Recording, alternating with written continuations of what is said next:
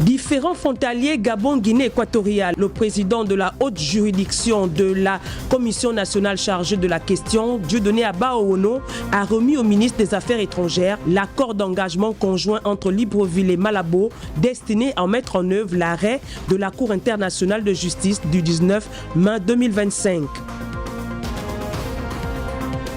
Et puis sur le front social, les travaux de la route de Rio située dans le 3e arrondissement de Libreville sont à l'arrêt depuis quelque temps. Une situation qui inquiète les populations désireuses de voir les travaux de cette route aller à leur terme.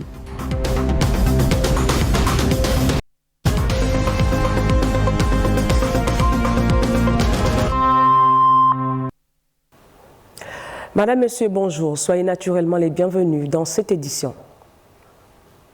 Hier, le vice-président du gouvernement, Herman Imongo, a eu une séance de travail avec les ministres de la fonction publique et du renforcement des capacités, Laurence Ndong, et celui de l'économie numérique, Marc-Alexandre Doumba, venu faire le point d'étape sur le fonctionnement actuel du fichier unique de référence avec en perspective la migration vers un système intégré de gestion des ressources humaines.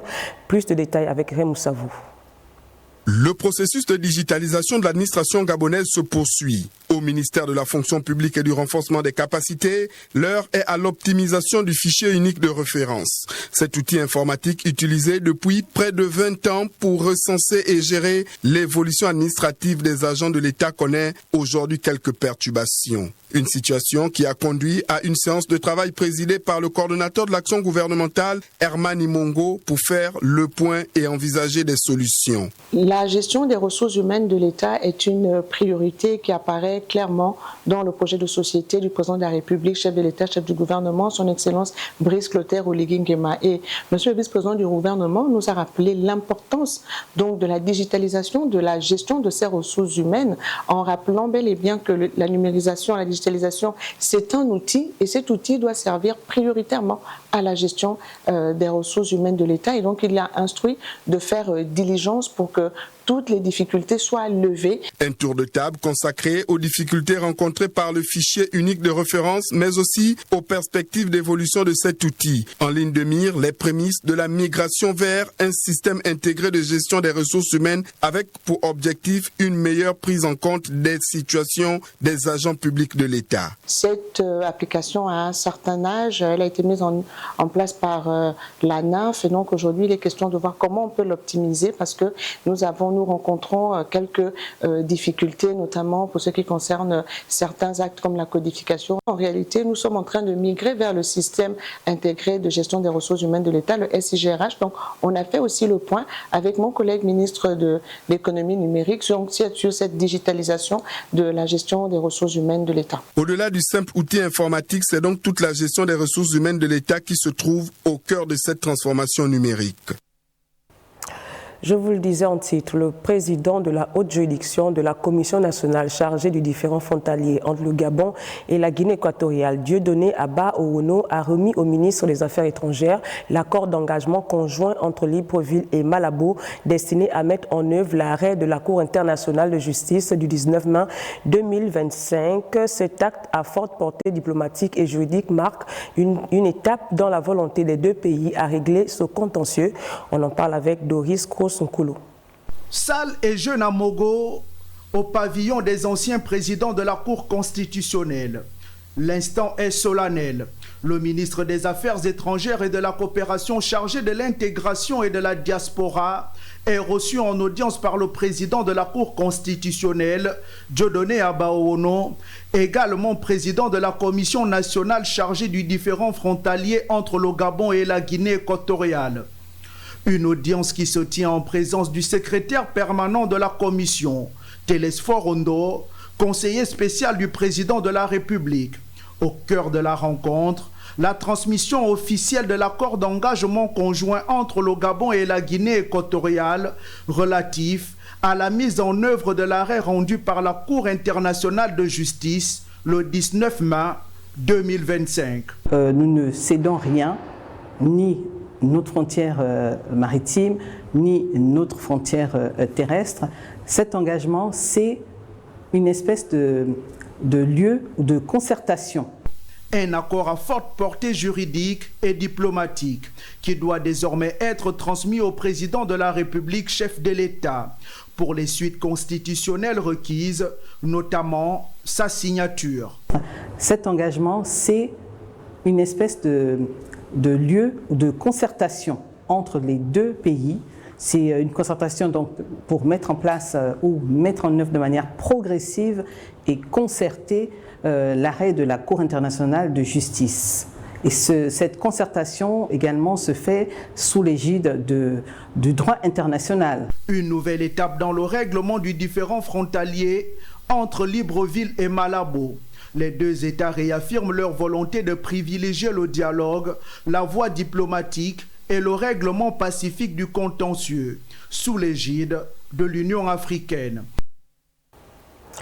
Allons dans le Gabon profond, précisément à Fougamou, où le ministre des Affaires sociales a visité le centre d'accueil pour enfants. Elle a ensuite visité le site offert par la Fondation Mabanière pour l'extension de ce centre destiné à couvrir les localités environnantes, comme nous le précisent Lionel Mboutou-Pissam et Tito Mohamed. La rencontre débute par un entretien avec les travailleurs sociaux. Pourquoi? Mais le Fougamou ne peut pas avoir et un bus et un bigot. On essaie de faire l'équilibre avec les moyens roulants que nous avons. Cette visite du ministre de tutelle au centre d'accueil pour enfants en difficulté sociale de Fougamou a permis de procéder au dernier réglage avant l'accueil des pensionnaires. Le président a à cœur la situation des enfants en difficulté. Pour cette année, nous allons nous battre pour que le centre social de Fougamou soit inscrit dans le budget de l'État pour enfin le rendre fonctionnel. Les échanges que nous avons eu avec Madame le ministre me rendent confiante avec leur accompagnement.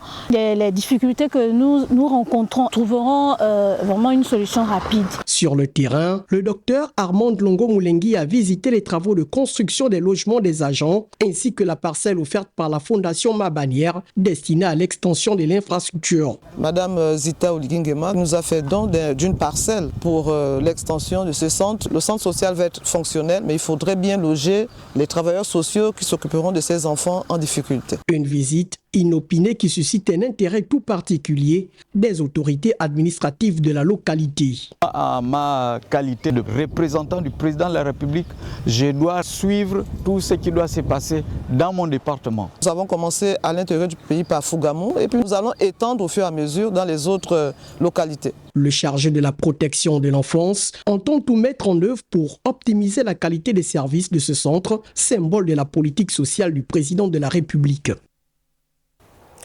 Pendant ce temps, le ministre de l'Énergie visitait les chantiers à Boué avant la date du 30 août qui célèbre la libération du Gabon. Le ministre de l'Accès universel à l'eau et à l'énergie a fait le tour des projets structurants arrivés à terme. L'objectif étant de vérifier les finitions avant les inaugurations qui sont faites par le chef de l'État. Depuis Boué, Alain Desmaisons. Ce qu'on peut faire, c'est l'effort déjà pour trouver les plaques commémoratives. Pas de répit pour les entrepreneurs, les autorités administratives et les auxiliaires de commandement. Philippe Tonangoy, le ministre de l'Accès universel à l'eau et à l'énergie, natif du département de la Lopé, est au four et au moulin avec des visites des chantiers en finition. Parmi ces derniers, Philippe Tonangoy a pu toucher du doigt les travaux du nouveau commissariat de police de la ville, la station de pompage d'eau, la mairie et surtout l'hôpital de Boué. Je tiens à rassurer les populations que l'hôpital fonctionne. On aura un service de dentiste ici, donc on aura une fauteuil dentaire, on aura un bloc opératoire qui sera fonctionnel. D'ici quelques jours, on aura un laboratoire très équipé. Nouvelle génération. La station de pompage de Bouvet. Il faut signaler que c'est une nouvelle station de production d'eau potable de capacité 50 mètres cubeurs, ce qui va permettre en fait de tripler la capacité de production d'eau de la ville de Boué. Pour les gens de Boué, il n'y a pas d'hôpital à Boué. Ils ne savent pas qu'il y a une infrastructure comme celle-là. C'est énorme. De nuit comme de jour, le membre du gouvernement n'a ménagé aucun effort pour booster les équipes sur le terrain. Je suis désolé. C'est inacceptable. Inacceptable. C'est demain qu'ils vont venir nettoyer. Ils vont venir ici quand?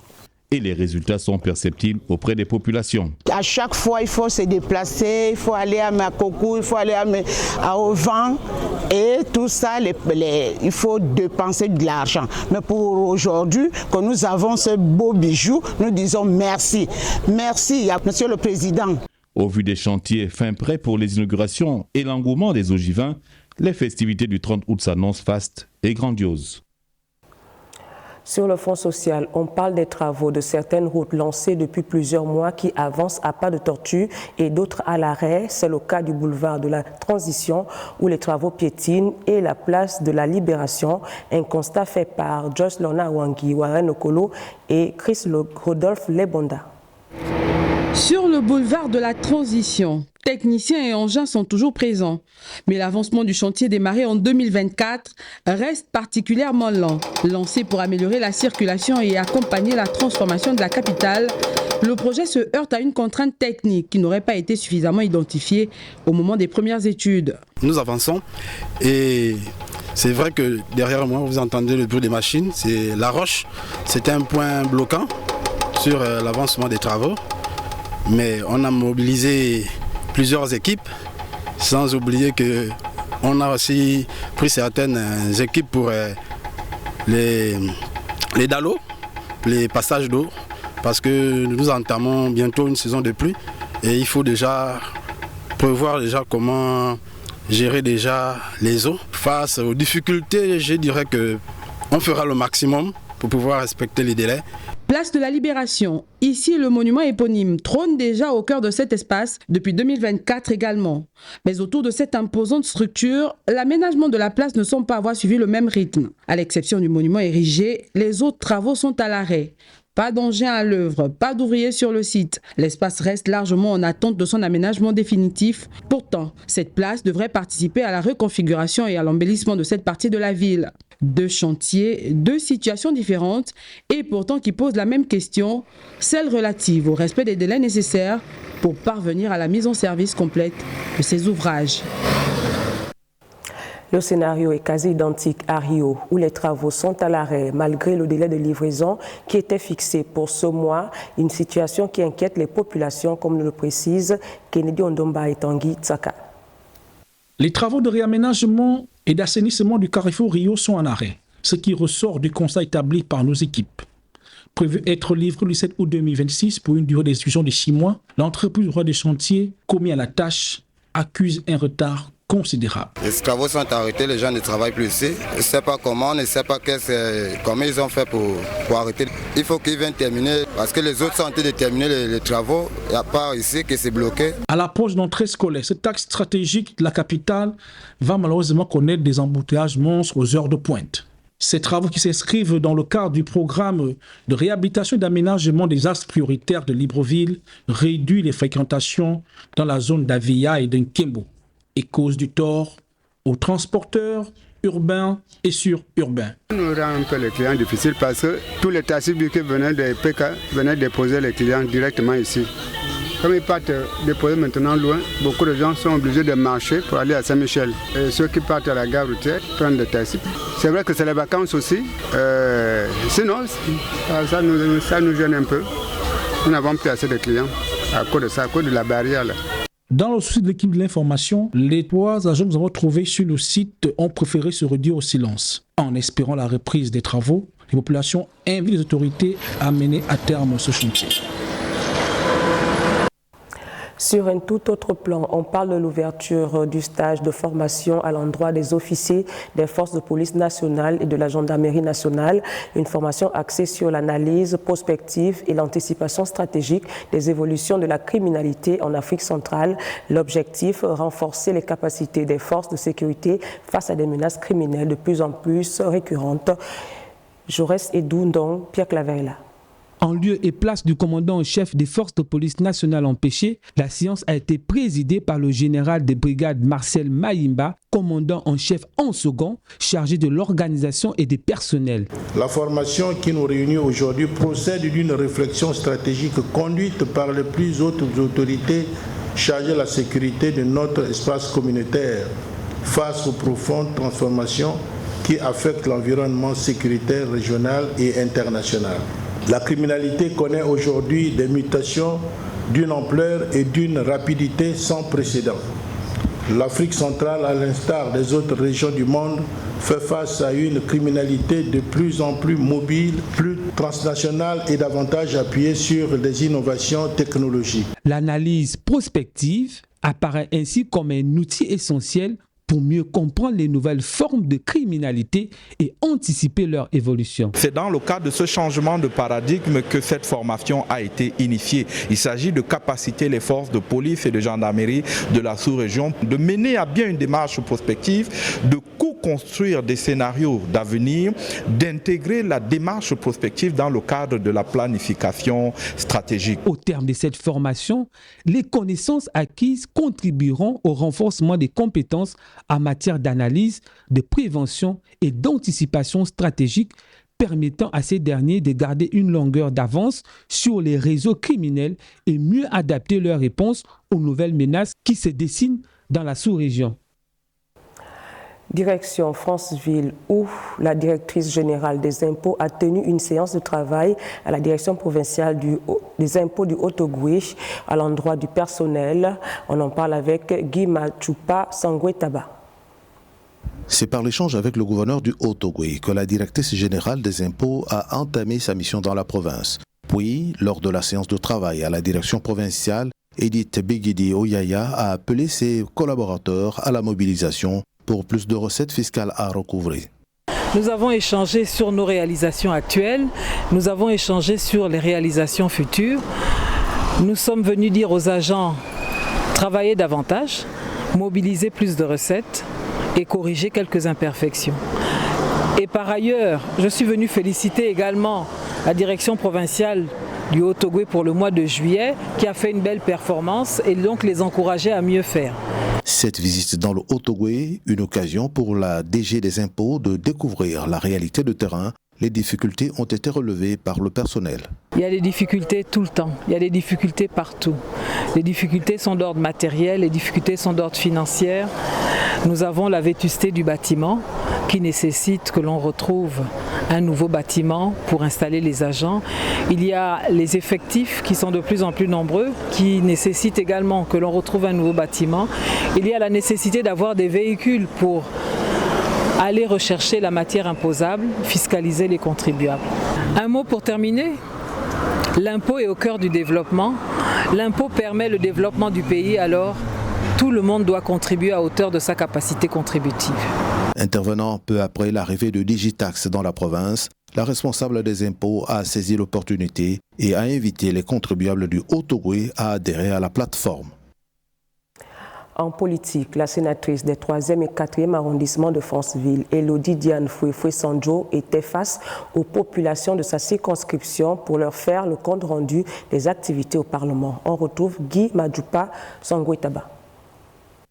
Face à une assistance comprenant élus locaux, notables et autres résidents des 3e et 4e arrondissements de Franceville, la vénérable Elodie Diane Foué-Sanjo, pour son compte-rendu des travaux de la dernière session du Parlement, a cité les différents textes étudiés à la Chambre haute du Parlement. Je me suis arrêtée sur les textes autour du foncier, de la nationalité et celui qui regroupe un peu tout ce qui est social, notamment la santé, l'éducation et les travaux publics. Tout ce qui est fait au niveau des chambres parlementaires, c'est pour améliorer les conditions de vie de nos populations. De cette séance à la foire de Franceville, la 3e vice-présidente du Sénat a également relayé les grandes lignes de l'adresse du chef de l'État devant les 2 chambres du Parlement réunies en congrès. Il est important pour nous d'être là, de leur présenter comment le pays est en train de se développer et surtout leur présenter le message du président lors de son passage aux 2 chambres. Peu habituée à l'exercice, la population des 3e et 4e arrondissements, le champ électoral de la sénatrice, s'est félicitée de l'échange. Nous sommes suffisamment édifiés parce que généralement les communications médias nous donnent des informations mais pas de manière à comprendre concrètement ce qui a été décidé. Il a vraiment donné les détails de tous les dossiers que le Parlement a eu à décortiquer. C'était très important qu'elle vienne nous faire l'économie des travaux qui se déroulent du côté du Sénat. Content de savoir que les aspirations du peuple sont réellement prises en compte et relayées par nos élus. Durant la séance, la population a présenté ses préoccupations du moment et la parlementaire a promis assurer effectivement son rôle de relais. La vénérable Fouefoué Sanjo a remis ensuite des drapeaux et des fournitures de bureaux pour les 2 mairies d'arrondissement. Même exercice à Koulamoutou pour le député du premier siège, Blaise Louembe, qui est allé rendre compte aux populations de sa circonscription électorale de ses activités au Parlement. Regardez. Le CDI Paul Kouya de Koulamoutou a refusé du monde à l'occasion du compte-rendu parlementaire de l'honorable Blaise Louembe, député du premier arrondissement de la commune de Koulamoutou. En présence des élus locaux, des responsables administratifs et religieux et de toutes les franges de la population, l'honorable Blaise Louembe a, durant 2 heures d'horloge, expliqué les lois votées à l'Assemblée nationale durant cette première session parlementaire. Au cours de cette première session, on a eu 34 textes qui sont arrivés. Mais nous n'avons pu examiner que 23. En prenant ce texte qui porte sur le code de la nationalité, on a bien voulu distinguer ce qu'on appelle Gabonais d'origine, Gabonais d'adoption et tous ceux qui peuvent acquérir la nationalité gabonaise. Le deuxième texte porte sur la propriété foncière. Aujourd'hui, le plus grand problème du pays dans les tribunaux, c'est le problème des titres fonciers. Du code de la nationalité au texte sur l'archivage électronique, en passant par le régime de la propriété foncière, des textes sur la santé, la loi sur la réforme de la HAC et de la régularisation des réseaux sociaux. Bref, l'honorable Blaise Louembe a fait preuve de pédagogie pour faire passer le message. Le message est passé, le choc que j'ai voulu leur faire est passé, ça les a réveillés, ça les a bousculés. Maintenant, les gens vont être attentifs, plus regardants sur ce qu'ils font. Les populations ont interpellé leurs députés sur l'application concrète de ces textes dans un climat franc et républicain. Une démarche de transparence saluée par les populations de Koulamoutou. Même son de cloche à Benji, où l'élu de cette localité est allé faire le compte rendu des travaux parlementaires. C'est dans ce reportage. Après le temps du travail parlementaire, celui de la rencontre avec les électeurs. Le week-end écoulé, l'honorable Stéphane Aliwamba, député du 2e siège de Benji, a sillonné plusieurs localités du canton Ogoué, de Ngola à Avanga en passant par Akiri, Yombe 2, Enyonga, Mpaga, Abelogo et Essende. Partout, le même enthousiasme. Populations, notables et responsables locaux se sont mobilisés pour accueillir leur élu et échanger directement avec lui. Des moments de forte mobilisation qui témoignent au-delà de la ferveur, de l'attachement des populations à leurs fils et de leurs attentes vis-à-vis de celui qui les représente désormais à l'Assemblée nationale. Mais cette tournée n'était pas uniquement une tournée de remerciements. Elle répondait également à un devoir de redevabilité, rendre compte aux populations du travail accompli depuis son entrée en fonction, expliquer son activité parlementaire et surtout recueillir leurs préoccupations. Sur les 33 textes, nous avons examiné et adopté 23 textes, soit 10 textes en instance. Certains textes m'intéressent et je pense que je me dois de vous les présenter brièvement par leur intitulé, à savoir le foncier. La question du foncier au Gabon est une préoccupation majeure dont le président tient à cœur. Et il a souhaité que nous puissions regarder à travers les projets de loi qui sont faits par le gouvernement, comment faire en sorte que aujourd'hui tous les Gabonais puissent être détenteurs d'un titre foncier. Aujourd'hui, les mécanismes sont mis en place pour faciliter l'obtention d'un titre foncier. Et parce que la proximité doit également se traduire par des actes, cette sortie a été ponctuée de plusieurs actions en faveur des communautés. Groupes électrogènes, médicaments, motopompes, stocks de carburant et appui à la réhabilitation de l'hydraulique villageoise. Autant de gestes destinés à répondre à leur niveau à des besoins exprimés sur le terrain. Je dis pour un coup de cesse, c'est un coup de maître. On ne voit pas ça souvent ici. Vraiment, nous sommes très contents. Vraiment, c'est notre député vraiment qui est bien. Vraiment, on a vu vraiment ce qui nous a mené. Une démarche que l'élu entend inscrire dans la durée, convaincu que la représentation nationale doit s'accompagner d'une présence régulière auprès des populations.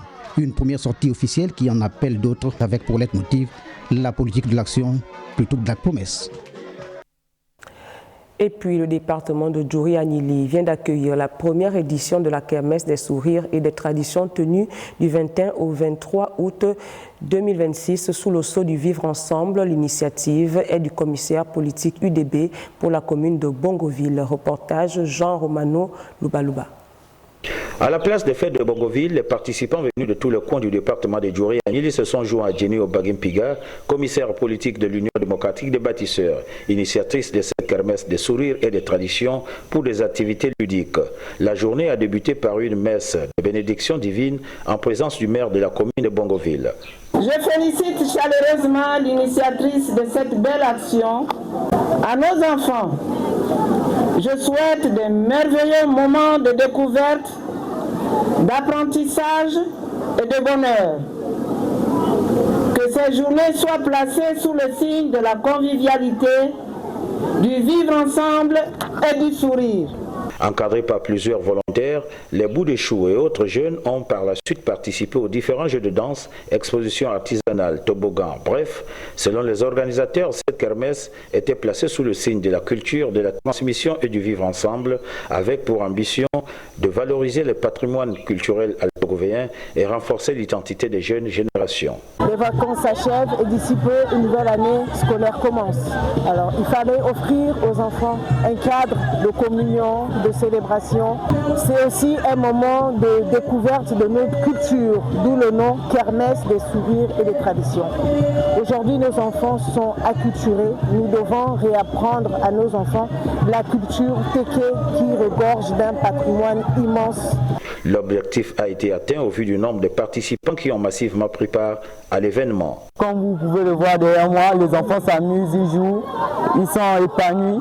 Et nous remercions aussi la personne qui a pu organiser cet événement. Première du genre à Bongoville, la kermesse des sourires et des traditions a suscité un réel engouement. Tous ont unanimement salué cette initiative. Au nord du Gabon, le district de Bikondom accueille une grande semaine culturelle sous le thème Bikondom réussite collective, portée par le député du 3e siège du département d'Untem. Cette initiative met à l'honneur la culture, le sport et les savoir-faire locaux. Arthur Asiko. Depuis le 20 août 2026, le district de Bikondom vit au rythme de la semaine culturelle dénommée Bikondom réussite collective.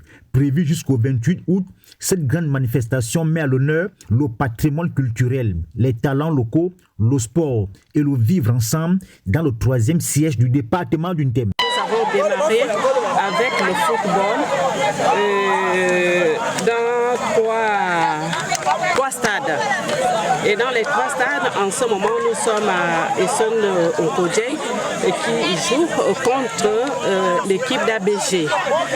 Portée par l'honorable Adèle Silène Binda Onzigi, épouse Mintogo, 5e vice-présidente de l'Assemblée nationale et députée du 3e siège du département d'Untem. Cette initiative s'inscrit dans une démarche de proximité et de mobilisation autour des valeurs de solidarité, de partage et de développement collectif. Le but de viser, c'est je veux que les enfants, les jeunes se retrouvent ensemble, qu'il y a vraiment de l'entente, de travail d'équipe, la cohésion sociale. Nous ne pouvons que assumer les conséquences liées au match en fait. Donc nous n'avons rien à dire, le plus important c'est que nous sommes revenus au score. On n'a pas su gérer le coup d'envoi du match, mais sinon ça va. Alors que les activités se poursuivent jusqu'au 28 août 2026, Bikondom confirme ainsi sa volonté de faire de cette semaine culturelle un rendez-vous de partage et de valorisation du patrimoine du département d'Untem. Une dynamique qui traduit l'ambition de promouvoir une réussite collective fondée sur la culture, la solidarité et l'implication des populations. Parlons de la 8e édition de la conférence Dieu en action qui a connu son épilogue, une clôture marquée par des temps de louange, de prière et de délivrance. Plus de précision avec Marlène Bina. L'effervescence l'effervescence des premiers jours laisse place à une atmosphère de reconnaissance. Au fil de cette 8e édition, les enseignements, les moments de prière et les échanges auront permis aux participants de nourrir leurs réflexions et de questionner leur rapport à la foi. Du début à la fin, nous avons vu la gloire du Seigneur. Partant du message, le message authentique que l'Église a besoin maintenant et que le peuple a besoin. Le message était simplement basé sur la grâce du Seigneur qui nous a simplifié les choses. On n'a pas besoin de compliquer les choses pour que Dieu entre en action dans nos vies. Est-ce que sur la parole du Seigneur, les Gabons ne restera plus le même Gabon qu'on connaissait? Dieu bénira les églises, Dieu bénira les autorités, Dieu bénira les peuples gabonais et quelque chose de merveille naîtra dans ce pays. La conférence aura également été un espace de rencontre et de partage, permettant à ces derniers de renforcer les liens autour d'une même conviction. Le message porté durant cette édition invite chacun à ne pas laisser les enseignements reçus entre les murs de l'Église, mais à les faire vivre dans leur quotidien. La vie de l'homme est faite des principes. Si vous n'aurez pas les principes, vous ne gardez pas les principes, vous ne pouvez pas réussir. J'ai parlé, c'est le premier principe de la reconnaissance. Beaucoup de gens sont ingrats, malgré les biens qu'on leur a fait, ils sont incapables de reconnaître les biens qu'ils ont fait. Et quelqu'un qui est ingrat ne peut pas aller de l'avant. Cette 8e édition de la conférence Dieu en action aura rassemblé, enseigné et encouragé avec une ambition désormais tournée vers la suite. Faire vivre les acquis de cette rencontre au quotidien. C'est la fin de ce journal. Merci à vous qui nous avez suivis à Mouila, dans le sud du pays. Les sanguis de Bouteville que je suis vous dit à Bora, à Kiba et à demain, même heure.